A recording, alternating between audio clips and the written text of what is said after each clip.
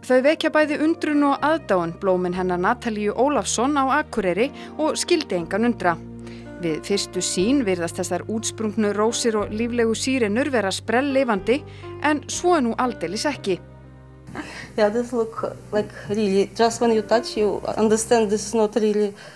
Blómaskreitingar Natalíu eru gerðar úr sérstökum leir sem hún býr til sjálf og hvert blóm mótað alveg frá grunni. Tæknina sem upprunalega kemur frá Asíu lærði hún með hjálp netsins og segist hún hafa tekið kennslustundir í gegnum Skype í 2 ár. Fyrirmyndirnar af blómum Natalíu eru allt blómategundir í raunveruleikanum og segist hún geta búið til hvaða blóm sem úr leirnum, allt eftir því hvað hver og einn óskar. This easy. I can say this not difficult. Every woman can learn this.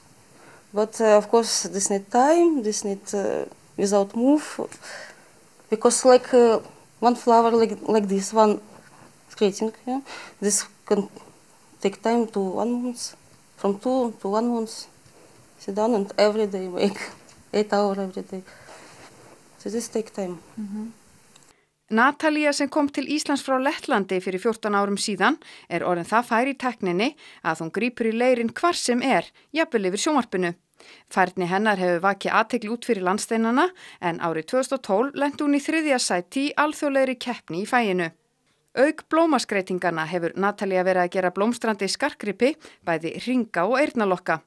Þar hefur hún verið að prófa sig áfram með blómategundir sem finnast í íslenskri náttúru en skartgripirnir hafa verið til sölu í versluninni Kistu í Hofi á Akureyri. Flower, this is same but mini. This mini flower, but same, this everything not fantastic, nothing from head, this is everything like really, but mini. Þó leirblómaskreitingar séu lítt þekktar hér á Íslandi eru slíkar skreitingar mjög vinsælar í Evrópu að sögn Natalíu, sérstaklega hjá hótelum og á veitingastöðum. Leirblómin henta líka vel í brúðarvendi enda fölna þau ekki og geta enst í áratugi. Þau þola töluvert hnjask en það eina sem þarf að passa upp á að þau fái ekki á sig vatn. What's your favorite flower? All flower. Sirene. Rose, everything. Here in Iceland not have flower and like very need, very want. And I'm happy I can do now for me and maybe for people.